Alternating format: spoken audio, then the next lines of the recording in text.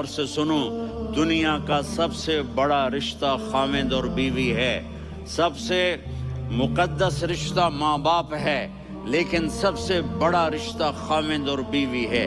جب یہ ٹوٹ جاتا ہے تو پوری نسل برباد ہو جاتی ہے۔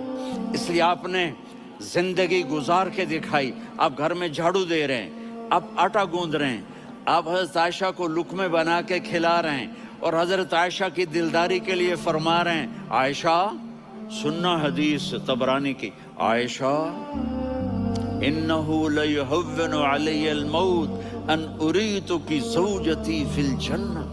عائشہ مجھے جب سے پتا چلا ہے نا کہ تو جنت میں میری بیوی ہے تو مجھے تو مرنے کا شوق لگ گیا ہے۔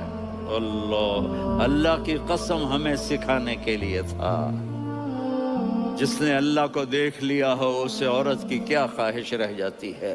یہ ہمیں سکھانے کے لیے تھا کہ سب سے زیادہ عزت بیوی اپنے خاوند کو دے، خاوند اپنی بیوی کو دے۔ ہن لباس لکم وانتم لباس لہن، تمہاری بیوی تمہارا لباس ہے، اور اللہ بیوی سے کہتا تیرا خاوند تیرا لباس ہے۔ آپ نے 11 گھروں کو کس طرح آباد کیا، کس محبت سے کیا کہ 2 مہینے چولہا نہیں جلتا اور کسی کی زبان پر شکایت نہیں۔ یہ حسن سلوک، یہ محبت۔ حضرت عائشہ کی عمر تھوڑی تھی، جہاد کے سفر سے واپسی ہو رہی، تو آپ نے صحابہ سے کہا بھی چلے جاؤ سارے آگے چلے گئے، تو صرف آپ دونوں رہ گئے۔ تو آپ نے کہا عائشہ دوڑ لگائیں۔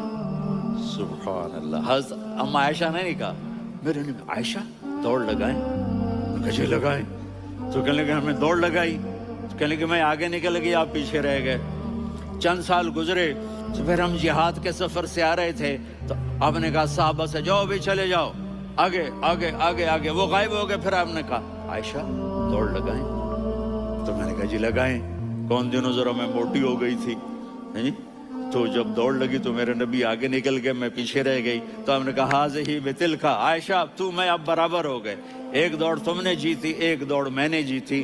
یہ ہمیں گھر کی زندگی سکھانے کے لیے تھا کہ گھر میں بیوی کے ساتھ کیسا ہونا چاہیے۔